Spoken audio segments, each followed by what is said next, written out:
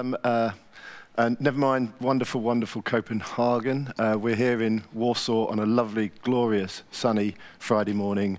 And I have two fantastic guests with me to herald the start of the full day's programme of GFN 2022. We have Jeannie Cameron, who's head of JCIC International and an expert on COP meetings and the FCTC and WHO, and Samrat Chowdhury,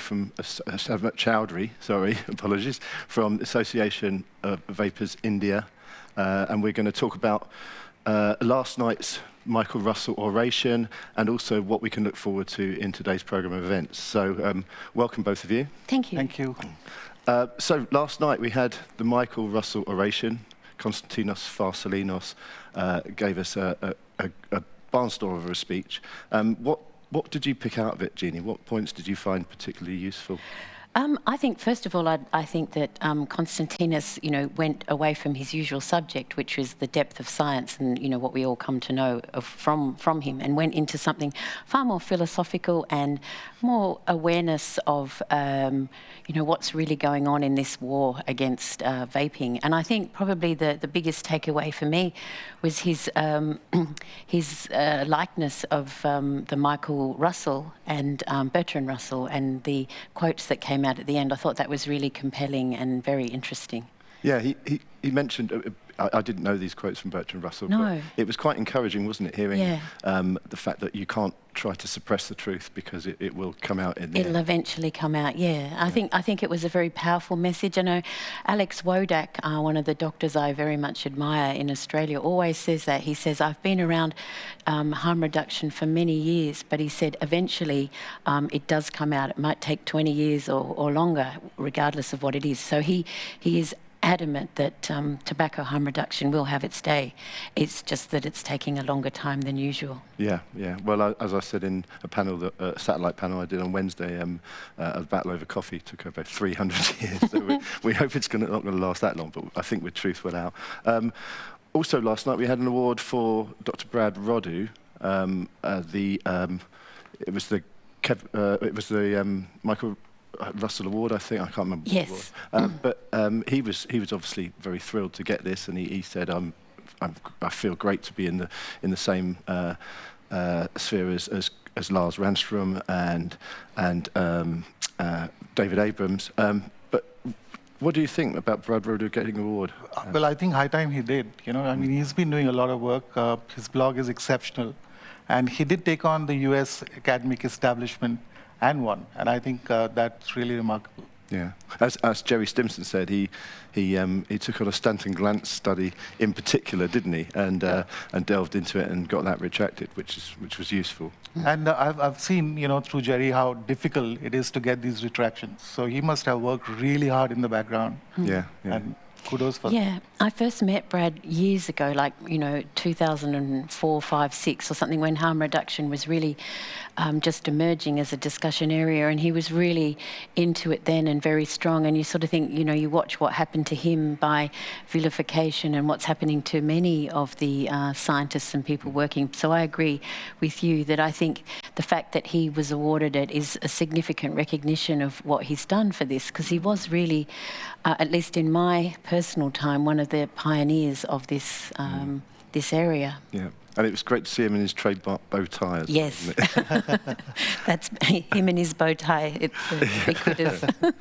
Okay, so we move on to today's events, and we have three interesting sessions. The first one is another keynote from Mark Gunter. Of course, Mark wrote that pretty awesome piece about sort of criticising the WHO and their approach, and he's written a few pieces since. But what are your thoughts on that? What are you looking forward to with I'll start with you, Sam. Well, I'm really looking forward to that one, because it was for the first time that someone from inside the philanthropic establishment spoke about this, and it is important it's being said, because that bad philanthropy, it has a devastating effect in developing nations, because this money travels far, influences policy, harms millions of people. So I'm really looking forward to that one. Yeah, I think just being brave like he appears to be, and I think hearing that message will resonate very well with a lot of people. And people starting to from that background starting to stand up and say things, I think it's very, very powerful, or can be, yeah. And it's good that he's agreed to come here, isn't it? Like you said, he comes from philanthropy rather than harm reduction itself, and he speaks on a lot of different subjects. Yes. And it is good to have a voice from outside of our kind of echo chamber, if you like. Absolutely. Yeah. Sure, and others can see it too. So, it sort of validates what we have been saying for such a long time. Yeah.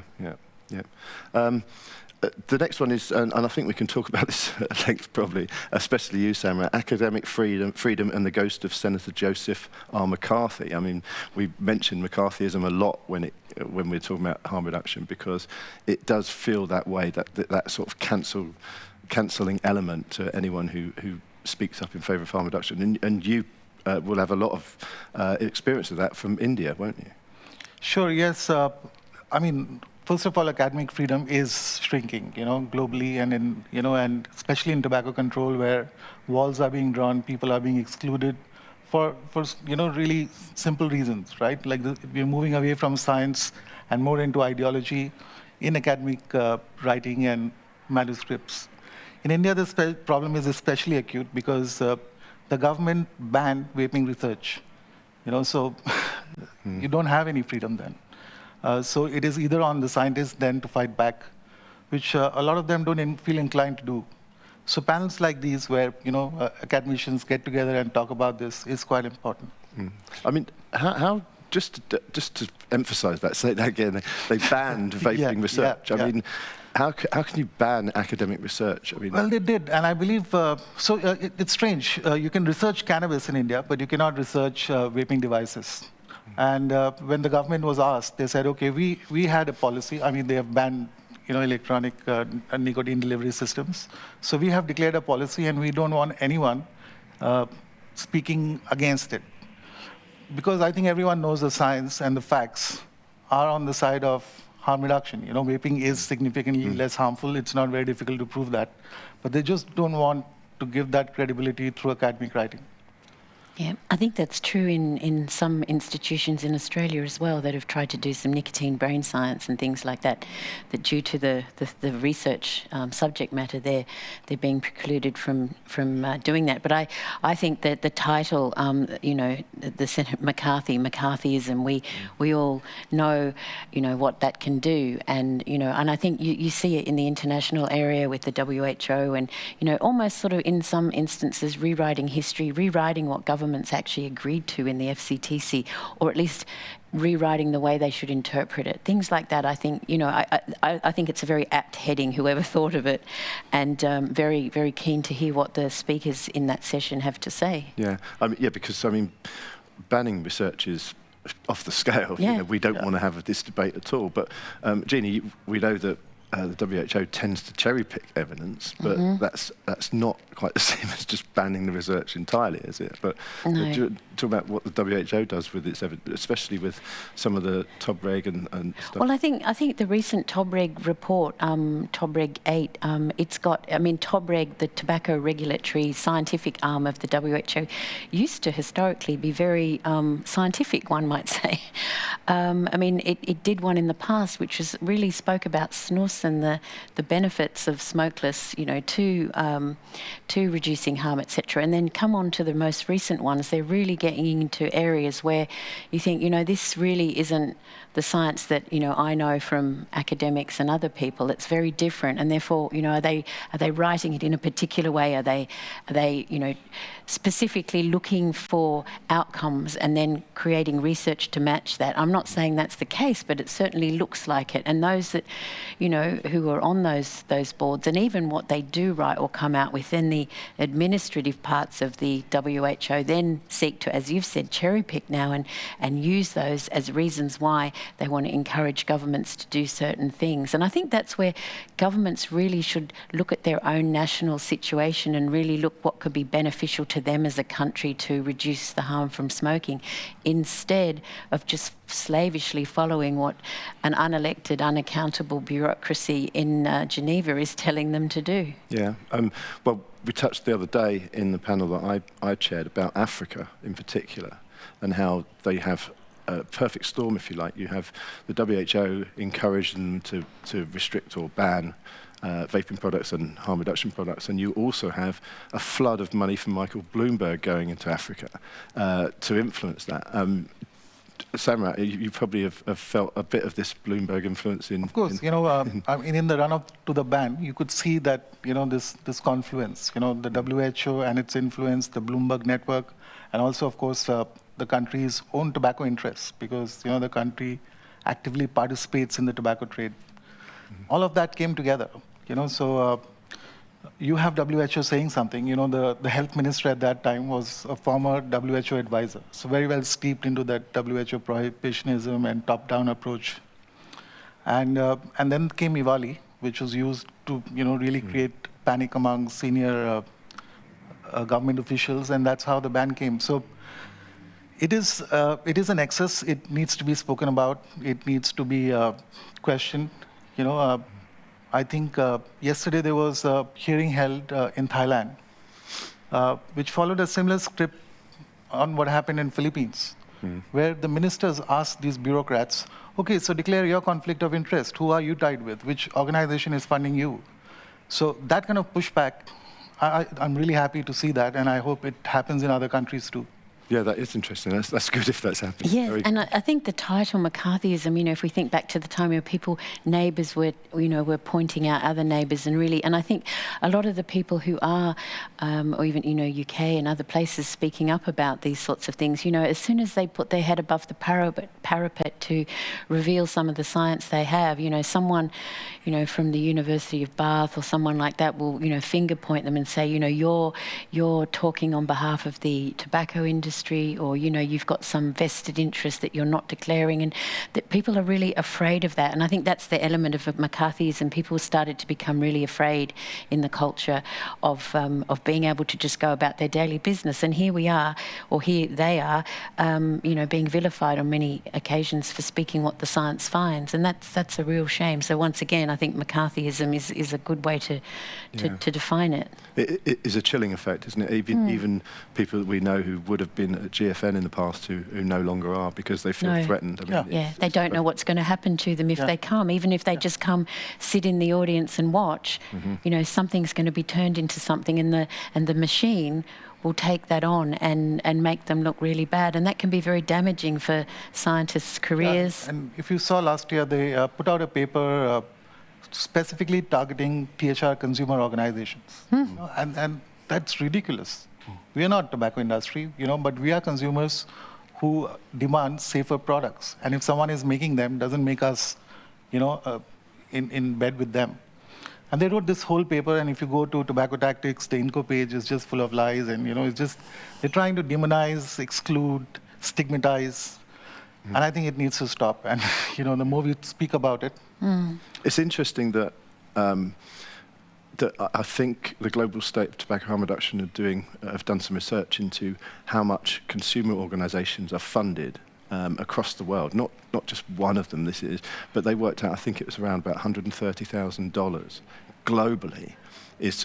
And most of that money is coming from consumers themselves. In fact, all of it, really. And that's all that we've all got to fight for as consumers, whereas the other side, Michael Bloomberg spent $160 million just on the issue of trying to ban flavours. So we're really up against it.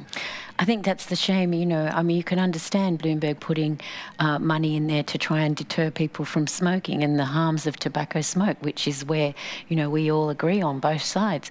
But, to put it into an area that is actually the safer side of the argument, or safer products, is very nonsensical, and, therefore you can see very politically driven vested interests on the other side, for sure. Absolutely. And we have one last panel of the morning's activities, and it's safer nicotine products. It's not all about vaping. Now, this is right up my street because I'm often talking to consumers in the UK, vaping consumers who seem to think vaping is the product, and they're not too keen on other products. They always feel that other products like heat tobacco, snus, is either not their concern, or they feel they might be a threat, and they might be a threat to vaping, so they can be quite... And my argument is always that harm reduction is a vapor's winning argument. Harm reduction is the thing that binds us together on this, and that they should all be supported. So I'm pretty pleased and looking forward to seeing that. I mean, Jeannie, what are your thoughts on that panel? Definitely. I mean, my view is that consumers should be able to choose whatever they want, and therefore all products that are, should be available. And I think different products are going to work for different people, even at different times, in different places. So Swedish snus will work for some nicotine pouches, and we've learned here there are wet ones and there are dry ones. They should all both exist. And we move to heated tobacco. Heated tobacco works for a lot of people. I mean, Japan has now the lowest, almost a lower smoking rate than the UK, I understand, because they allow and have a very strong uptake of heated tobacco. And vaping, of course, you've got open systems, which work for a lot of people, where you can use the battery in the liquid, or closed systems, which is the disposable vaping products, and the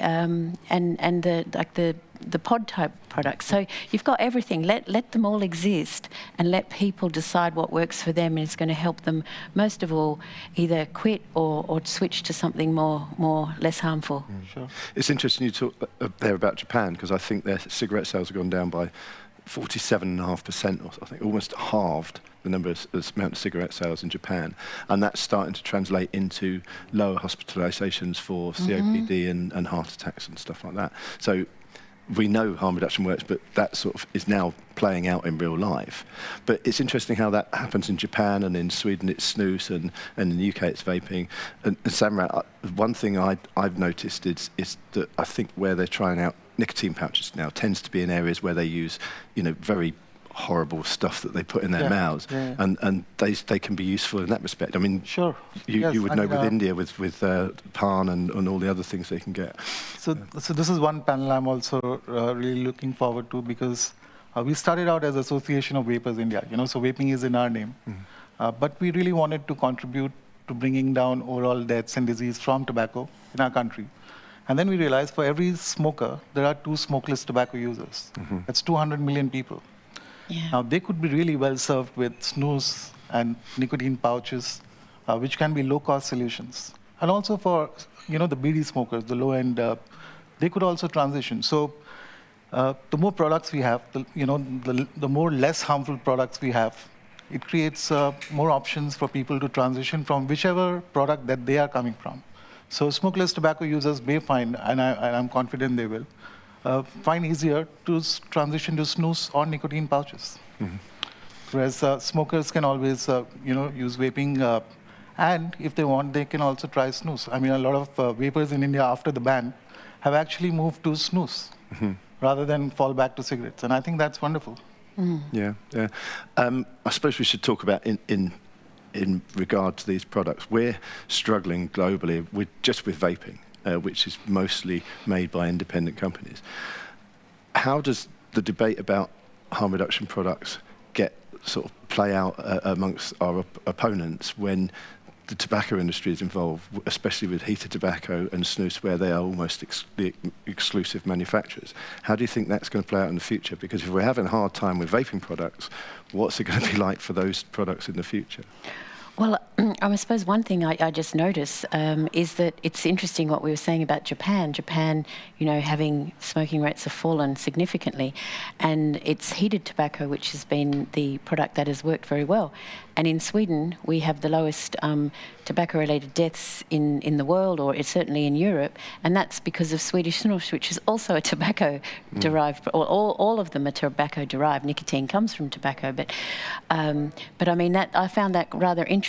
And I think, once again, all products should be treated equal. But from the other side, yes, the tobacco industry, I mean, many of them are more against the tobacco industry than they are against actually smoking. And that's where we have problems, I think, that zealotism against the industry. And if that industry, in the same way that other industries like the energy industry are moving from fossil fuels to renewables and other things, then they should be supported and encouraged, and because it's actually leading to a better and safer outcome. And yet in this area, there seems to be a very hard core trench of people, and they are the ones, unfortunately, that are this McCarthyism we were talking about before, who drive that with their colleagues who may move over. I mean, I've been around this area long enough to have known some of the people who were completely against e-cigarettes when they first started or came out. But, over the time and as the evidence and science came out, they changed their mind because they could see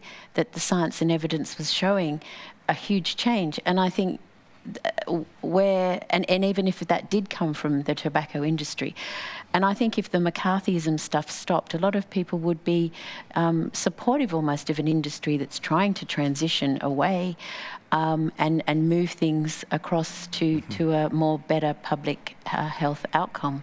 Yeah.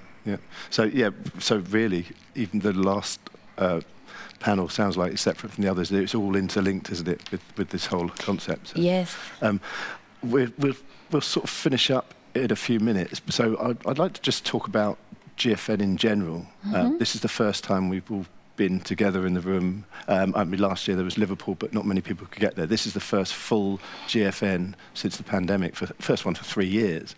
And Samrat, how's it been meeting up with people which you haven't seen for such a long time? And I mean, it's of course really exciting. You know, you're meeting people after 2 years and catching up, because a lot of things happen when you meet face to face, right? You know, I mean, the Zoom life was good, but you know, it was also a little impersonal, you know, and every day there was a Zoom event, but you know, numbers kept falling because there's that.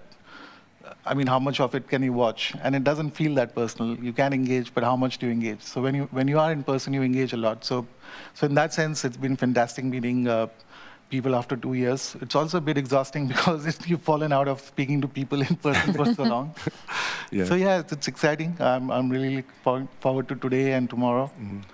Yeah, you're right. But when you had the Zoom conferences that we all went through, it's fine. You're watching the presentations, but then in the breaks you're going and making a cup of tea or going mowing the garden, whatever you want to do. I don't know, but you're not having that contact with other delegates, and you're not sharing ideas. And I think it's true. You know, you get out of there's some very practical elements. One of the things I've noticed is that I didn't bring any business cards because I didn't even think of it, and a lot of people didn't either. And you're kind of used to sort of when you meet people swapping a card or something like that, and you think, oh, and they go, oh, yeah, I haven't been doing this for years, so it's kind of like it's hard to remember to get back into how things were. But I do agree with you, Samrat, that you know, just seeing people again and seeing facial expressions in a personal way that you just don't get on Zoom is just lovely. And you know, in a sense, you know, I think the GFN community, I mean, I don't know if it's 10 years or what, but it's a long, long time. I've come to, you know, almost all of them, I think. And I think that there's a real community spirit, and I think it's starting to get back, and that's really quite nice, I think. Yeah. And I think that's a great place to end, really. So thank you, Samrat, and thank you, Jeannie, for coming on this commentary team. And from a beautifully sunny Warsaw, to everyone at home, I hope you enjoy the rest of the day's proceedings, and it's goodbye from us for now. Bye.